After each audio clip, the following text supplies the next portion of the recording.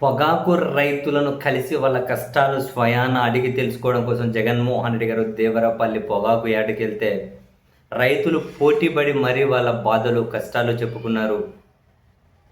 ఒక ఎకరం మీద దాదాపు 70,000 రూపాయల నష్టం వస్తుంది అని.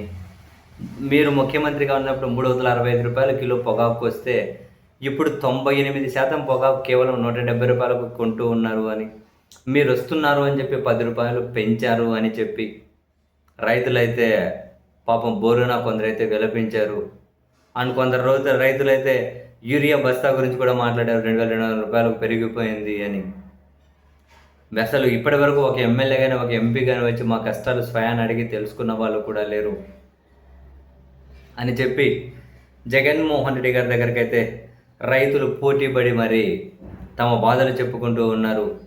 సీరియస్లీ ఇప్పుడు జగన్మోహన్ రెడ్డి గారు పర్యటన తర్వాత అయినా కూడా ప్రభుత్వం రైతులను ఆదుకునేకి మరిన్ని చర్యలు తీసుకుంటే సంతోషమే. ఇంకో కీలక విషయం కూడా చెప్పారు రైతులు జగన్మోహన్ రెడ్డి గారితో.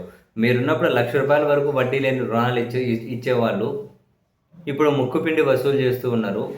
అప్పుడు 1,00,000 రుణాలు వడ్డీ లేని రుణాలు అప్పుడు 1,00,000 ఇస్తే ఇప్పుడు 50,000 ఇస్తాము 2 ఏళ్ల వరకు వడ్డీ లేకుండా అని చెప్పి ఇప్పుడు కొత్తగా వీళ్ళు ఇచ్చేది ఏంటి చెప్పేది ఏంటి అని చెప్పి కూడా కొంత రైతులు మాట్లాడడం ఇంట్రెస్టింగ్ అనిపించింది. అండ్ మరీ ఇంట్రెస్టింగ్ ఏంటంటే జగన్మోహన్ రెడ్డి గారి పర్యటనకు విపరీతమైన జనం, మరీ ముఖ్యంగా యువకులు విద్యార్థులు అయితే రోడ్డు మీద ప్లకార్డులు పట్టుకొని, రోడ్డు మీద జెండాలు పట్టుకొని, బండ్లు వేసుకొని ఇంకా జగన్ వెళ్తూ ఉంటే ఇళ్ళ మీద నుంచి పోటీపడి మరీ చేతులు ఊపుతూ ఉన్నారు. ఎంత ఉత్సాహంగా పాల్గొన్నారు అంటే జగన్ ఫోటో పెట్టుకున్నటువంటి ఇట్లా పెట్టి దీని ఒక తగ్గేదేలా అని చెప్పి జగన్ ఫోటోకి ఇట్లా పెడుతూ ఉన్నారు. చూసారా? చూడండి ఇట్లాంటి యువతులు చూడండి, జై జగన్ అని జగన్ ప్లకార్డుకి ఇట్లా పట్టుకొని ఎంత ఉత్సాహంగా ఉన్నారో చూడండి అమ్మాయిలు ఇద్దరు. అంటే విపరీతమైనటువంటి జనస్పందన అయితే కనిపించింది. బట్ ఎందుకు పోలీసులు కనిపించలే. జగన్మోహన్ రెడ్డి గారు అక్కడ హెలిప్యాడ్ దగ్గర దిగితే దిగిన దగ్గర నుంచి అంతమంది జనం ఉన్నారు. ఆ ట్రాఫిక్ని క్లియర్ చేసి కూడా పోలీసులు కనిపించలే. ఏదో ఒక తాడు పట్టుకుని రోప్ పార్టీ వాళ్ళు ఏదో కనిపించారు కానీ మిగతా పెద్ద పోలీసులు కనిపించలే. బహుశా జనాన్ని రానియకుండా కంట్రోల్ చేసే పనిలో బిజీగా ఉన్నారేమో అని చెప్పి వైసీపీ వాళ్ళు అయితే సోషల్ మీడియాలో సెటైర్లు పంచులు వేస్తూ ఉన్నారు. బట్ ఏది ఏమైనా రైతులు, విద్యార్థులు, ప్రజలు ప్రభుత్వం మీద ఎంత అసంతృప్తిగా ఉన్నారు అని బహిరంగంగానే వాళ్ళు వెళ్ళగక్కుతూ ఉన్నారు. వాళ్ళ అసంతృప్తి అనేది.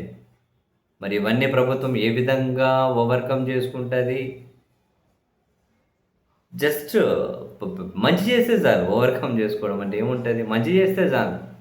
ఎంతసేపు ఉన్న రాజకీయంగా ఎదురుదాడో మరొకటో చిన్న విషయాలను పెద్ద పెద్ద తాటికి అంత అక్షరాలతో రాసి అటువంటి వాటి ద్వారా ఏదైనా డైవర్షన్కి ప్రయత్నాలు చేస్తే అల్టిమేట్గా ఇప్పుడు అధికారం ఉంది కాబట్టి ఏ డైవర్షన్ అయినా చేయగలుగుతారు. అని ప్రజల స్పందనను, ప్రజల అభిప్రాయాలను అయితే డైవర్షన్తో మార్చగలుగుతారా? మార్చగలమని వీళ్ళు అనుకుంటున్నారేమో తెలియదు మరి.